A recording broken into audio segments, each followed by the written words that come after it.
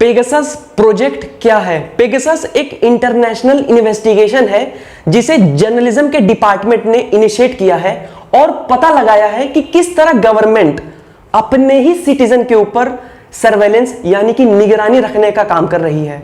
सरकारों पर जासूसी करने का आरोप लगा है, लेकिन वो कौन लोग हैं जिन पर सरकारें जासूसी कर रही हैं? क्या आपको लग रहा है कि वो लोग टेररिस्ट हैं या आपको लग रहा है कि वो लोग क्रिमिनल हैं? अगर आपको ऐसा लग रहा है तो ऐसा बिल्कुल भी नहीं है। मैं आपको बताता हूं वो कौन लोग हैं जिन पर सरकारें जासूसी कर रही हैं। वो लोग हैं journalist, human right activist, business executive, politician, lawyer. Pegasus क्या है? पेगासस एक मिलिट्री ग्रेड स्पाईवेयर है। स्पाईवेयर यानी एक ऐसी टेक्नोलॉजी या एक ऐसा सॉफ्टवेयर जिसे आपके इलेक्ट्रॉनिक डिवाइस पर बिना आपके परमिशन के इंस्टॉल कर दिया जाए, जो आपकी जासूसी करे, और जिसे इजराइल की एक साइबर सिक्योरिटी ऑर्गेनाइजेशन जिसका नाम NSO ग्रुप है उसने डिजाइन किया है इस मोटिव से, ताकि किसी भी तरह के क्रिमिनल या आतंकवादी संगठनों की गतिविधियों पर नजर रखी जा सके। फ्रांस की 2 इंटरनेशनल ह्यूमन राइट ऑर्गेनाइजेशन, पहला forbidden stories and second amnesty International ने 50,000 फोन नंबर्स की तहकीकात की और पता लगाया कि ये नंबर्स पेगासस स्पाईवेयर से संक्रमित हैं। पूरे दुनिया के वर्ल्ड रिपोर्टर्स ने अपनी तहकीकात यानी इन्वेस्टिगेशन शुरू कर दी। 50 से ज्यादा देशों में 4 कॉन्टिनेंट्स में इन्वेस्टिगेशन के बाद उनको एक बड़ी कामयाबी हासिल हुई।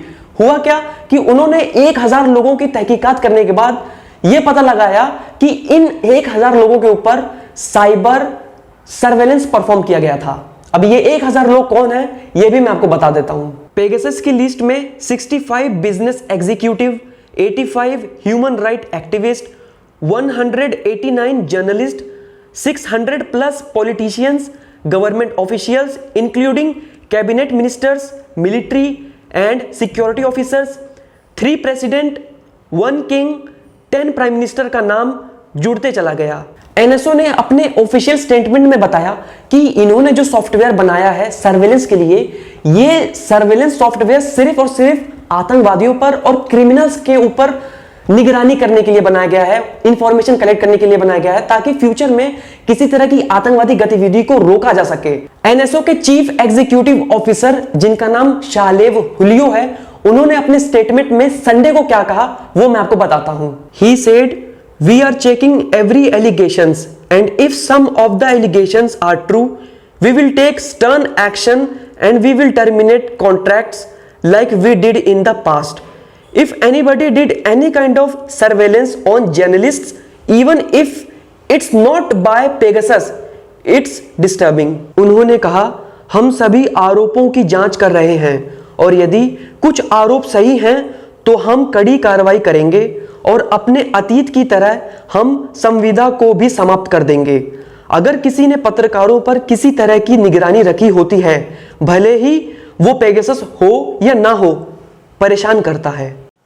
NSO के CEO हुलियो ने एक लंबी रात के वार्तालाप यानी बातचीत में यह बताया कि पेगासस स्पाईवेयर जिन गवर्नमेंट को वो बेचते हैं, वहां की जो गवर्नमेंट है उनके टर्म्स एंड कंडीशन में ये साफ लिखा होता है कि उसको किस पर्पस के लिए इस्तेमाल किया जाता है ये गोपनीय है, यानी वो उस टर्म्स एंड कंडीशन के अंडर में बंधे हुए हैं जिसकी वजह से वो पता नहीं कर सकते हैं, और वहां पर NSO चूक जाता है कि गवर्नमेंट उस चीज का मिसयूज कर सकती है या मिसयूज करेगी। ब्रॉडर ग्लोबल लिस्ट पर भारत के बाद हंगरी और हंगरी के बाद मेक्सिको तीसरा देश बना जहां पर सरकारों पर यह आरोप लगे कि सरकारें जो हैं वो अपने ही नागरिकों की जासूसी कर रही हैं। हर देश का कहना है कि वह कानूनी तौर पर अपने नागरिकों की गतिविधियों पर नजर रखती है। बात 2018 की है जब कमांडोज की एक टुकड़ी ने हिंद महासागर यानी इंडियन ओशियन से दुबई के एक शासक की बेटी जिनका नाम लतीफा है उनको कैप्चर कर लिया। लतीफा ये सोचने पर मजबूर हो गई कि इतना exact accurate escape plan compromise यानी विफल कैसे हो गया। एक नई जांच के बाद यह पता चला कि लतीफा का जो एस्केप प्लान कॉम्प्रोमाइज हुआ था उसके पीछे उनके फोन में पेगासस स्पाईवेयर इंस्टॉल किया गया था, जिसकी वजह से उनकी लोकेशन कॉम्प्रोमाइज हुई थी। इसी तरह दुबई के शासक की जो दूसरी बेटी थी जिनका नाम हया है, उन पर भी निगरानी रखने के मामले सामने आने लगे और जिसके बाद इजराइल की फर्म एनएसओ ग्रुप ने दुबई के साथ अपना कॉन्ट्रैक्ट कैंसिल कर दिया। 2014 में अजरबैजान की गवर्नमेंट ने अपनी पोल ना खुलने के डर से freedom of speech and freedom of expression को दबाने की कोशिश की। खदीजा इस्माइलोवा, जो कि बाकू अजरबैजान की एक इन्वेस्टिगेटिव जर्नलिस्ट हैं, जिन पर सरकार ने काफी दबाव डाला तब जब वो इन्वेस्टिगेशन कर रही थी। अजरबैजान की गवर्नमेंट ने जर्नलिस्ट खदीजा इस्माइलोवा पर लगातार निगरानी बनाए रखी। इसके अलावा उनके घर में उन्होंने बिना परमिशन के हिडन कैमरास इंस्टॉल करवा दिए और यही नहीं, अजरबैजान की गवर्नमेंट ने एड़ी चोटी का जोर लगा दिया ताकि खदीजा इस्माइलोवा को रोका जा सके और उन पर टैक्स फ्रॉड यानी धोखाधड़ी के भी गंभीर आरोप लगाए, जिसके बाद उनको 7 साल की सजा सुनाई गई। लेकिन खुशकिस्मती से खदीजा इस्माइलोवा 18 महीने के बाद जब उन्हें बेल मिली तब वो बाहर आ गई। मई 2021 में खदीजा इस्माइलोवा पर ट्रैवल रेस्ट्रिक्शन यानी कि अजरबैजान की गवर्नमेंट ने प्रतिबंध लगाए हुए थे कि जो जर्नलिस्ट हैं वो कंट्री छोड़कर बाहर नहीं जा सकती। लेकिन ये प्रतिबंध हटते ही खदीजा इस्माइलोवा टर्की के कैपिटल अंकारा चली गई। जर्नलिस्ट खदीजा इस्माइलोवा ने अजरबैजान छोड़कर जब अंकारा पहुंची तब उनको लगा कि उन्होंने देश छोड़ दिया है, यानी सब छोड़ दिया है। लेकिन उनको यह पता नहीं था कि सेंचुरी का सबसे एडवांस सर्वेलेंस स्पाईवेयर क्या तमाशा करने वाला है। अपना देश अजरबैजान छोड़ने के बाद भी जर्नलिस्ट खदीजा इस्माइलोवा के फोन को पेगासस के हेल्प से 3 साल तक लगातार टारगेट करते रह गया। अब जिन लोगों को मालूम नहीं है कि पेगासस आपके स्मार्टफोन के साथ क्या कर सकता है, तो मैं आपको बता दूं कि इसे किसी तरह की लिंक की जरूरत नहीं है कि ये लिंक आया है, आपने लिंक दबाया और आपके फोन के साथ कुछ गड़बड़ होने लगा। बिल्कुल नहीं। पेगासस इतना ज्यादा एडवांस सर्वेलेंस सॉफ्टवेयर है जिसे अगर आपका फोन नंबर भी पता चल गया सिर्फ, तो वो आपके फोन के साथ खेल सकता है। फोन के अंदर जितनी भी इंपॉर्टेंट डिटेल्स हैं, डाटाज हैं, सब कुछ वो अपने काबू में कर सकता है। चाहे वो आपका फ्रंट कैमरा हो, आपका बैक कैमरा हो, आपका ईमेल हो, बैंक डिटेल्स हो, इमेज हो, वीडियो हो, कुछ भी हो, आपका फोन पेगासस का गुलाम बन जाएगा। जर्नलिस्ट खदीजा इस्माइलोवा ने अपने स्टेटमेंट में क्या कहा वो मैं आपको बताता हूं। She said, all night I have been thinking about what did I do with my phone. I feel guilty for the message I have sent. I feel guilty for the sources who sent me information thinking that some encrypted messaging ways are secure and they did not know that my phone is infected. My family members are also victimized. The sources are victimized. People I have been working with, people who hold me their private secrets are victimized. अगर इस statement का मैं Hindi translation करूं तो ये कुछ ये होगा। सारी रात मैं सोच रही थी कि मैंने अपने फोन के साथ क्या किया। मुझे भेजे गए संदेशों के लिए मैं दोषी महसूस करती हूँ। मैं उन सूत्रों के लिए दोषी महसूस करती हूँ जिन्होंने मुझे सूचना भेजी कि इनक्रिप्टेड सूचना भेजने के तरीके सुरक्षित हैं और उन्हें पता नहीं था कि मेरा फोन संक्रमित है। उन्होंने कहा मेरे परिवार के सदस्यों को भी पीड़ित किया जाता है। सूत्रों के पीड़ित हैं जिन लोगों के साथ मैं काम कर रही हूं, जिन लोगों ने मुझे बताया कि उनके निजी रहस्यों का शिकार हुआ है। एमनेस्टी इंटरनेशनल के सेक्रेटरी जनरल एग्नेस कॉलमार्ड ने अपने स्टेटमेंट में क्या कहा वो मैं आपको बताता हूं। The numbers vividly show the abuse is widespread, placing journalist lives, those of their families and associates in danger, undermining freedom of press and shutting down critical media. It is about controlling public narrative, resisting scrutiny, suppressing and dissenting voice. अगर इस statement का मैं हिंदी अनुवाद करूं तो ये कुछ ये होगा। इस संख्या ने स्पष्ट रूप से दिखाया है कि दुरुपयोग व्यापक है, पत्रकारों का जीवन है, उनके परिवारों और सहयोगियों को खतरे में डाल दिया है, प्रेस की स्वतंत्रता को घटा दिया है और महत्वपूर्ण मीडिया को बंद कर दिया है। एमनेस्टी इंटरनेशनल के महासचिव एग्नेस कॉलमार्ड ने कहा, इसका मतलब है कि सार्वजनिक वर्णन पर नियंत्रण रखना, छानबीन का विरोध करना, किसी भी असहमति वाली आवाज को दबाना। CPJ यानी कमिटी प्रोजेक्ट जर्नलिस्ट के प्रोग्राम डायरेक्टर ने फॉरबिडन स्टोरी से बातचीत में क्या कहा वो मैं आपको बताता हूं। Putting surveillance on a journalist has a very strong chilling effect. This is a very important problem that everyone needs to take seriously. Not only in context of where journalists are working in a hostile environment for journalism, but in the US and Western European and other places also. अगर इस statement का मैं हिंदी अनुवाद करूं तो ये कुछ ये होगा। पत्रकार पर निगरानी रखने का प्रभाव बहुत ही तीव्र होता है और ये एक अत्यंत महत्वपूर्ण समस्या है जिसे न केवल पत्रकार पत्रकारिता के प्रति शत्रुतापूर्ण माहौल में काम कर रहे हैं, बल्कि अमेरिका और पश्चिमी यूरोप तथा अन्य स्थानों पर भी गंभीरता से लेना है।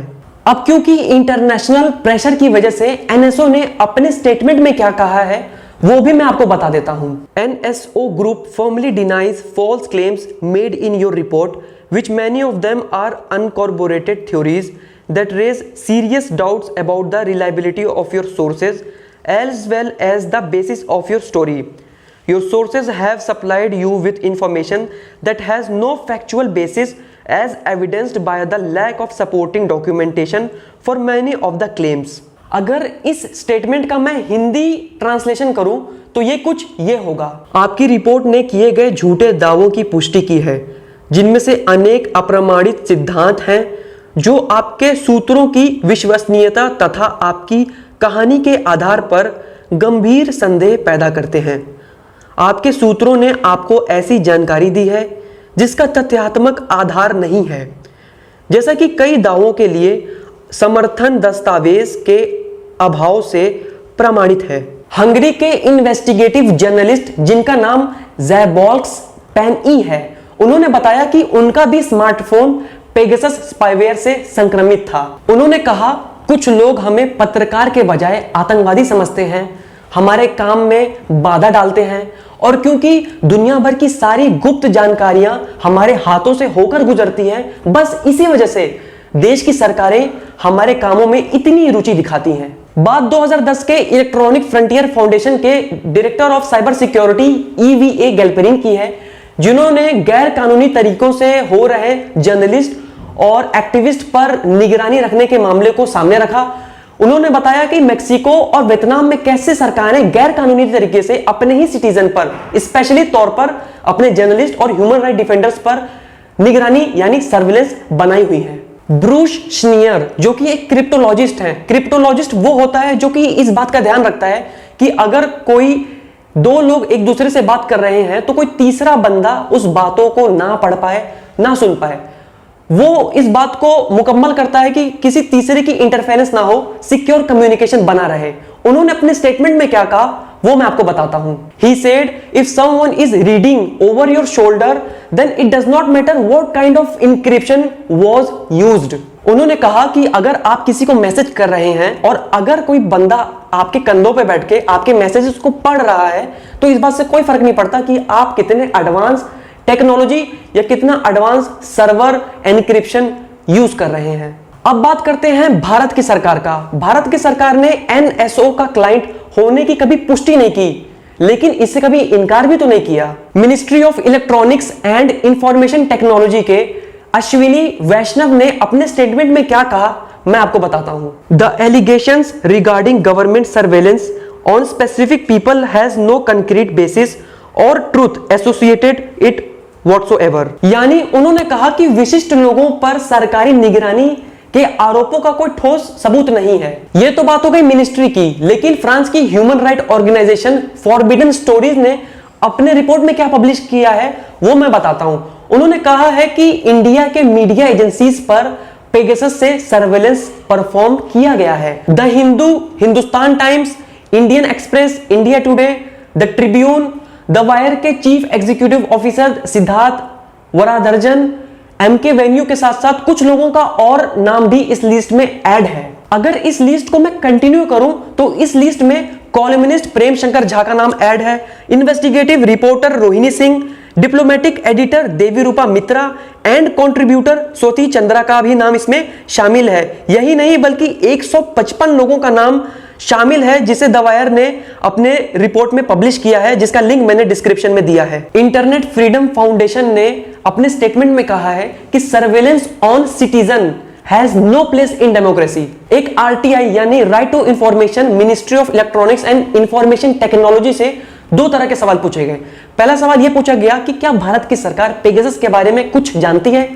दूसरा सवाल यह पूछा गया कि क्या भारत की सरकार ने पेगासस के ऊपर किसी तरह की कोई इन्वेस्टिगेशन यानी जांच बैठाई है, जिसके जवाब में भारत की सरकार ने यह कहा कि there is no such information available with the government. Editors guild of India ने ट्विटर के ऊपर एक स्टेटमेंट जारी किया जिसमें उन्होंने सुप्रीम कोर्ट से गुजारिश की है कि वो पेगासस वाला जो सर्वेलेंस का मामला है उसको कोर्ट कंसीडर करे। 500 से भी ज्यादा ओपन लेटर सुप्रीम कोर्ट के honourable chief justice NV Raman को लिखे गए ताकि वो एक कमेटी बैठाएं पेगासस सर्वेलेंस वाले मामले के लिए। अगर बात करें एनएसओ की, तो एनएसओ ने पेगासस आतंकवादी और क्रिमिनल की गतिविधियों को रोकने के लिए डिजाइन किया था। लेकिन होता क्या है, कहानी में ट्विस्ट तब आती है जब बाहर के देशों की सरकारें पेगासस को गैर कानूनी तरीके से इस्तेमाल करना शुरू कर देती है। यानी बनाया गया था उसे टेररिस्ट की सर्वेलेंस के लिए, लेकिन वो सर्वेलेंस किसकी करती है? अपने ही देश की जर्नलिस्ट पर, ह्यूमन राइट एक्टिविस्ट पर, लॉयर्स पर, पॉलिटिशियंस पर और ह्यूमन राइट्स डिफेंडर्स पर।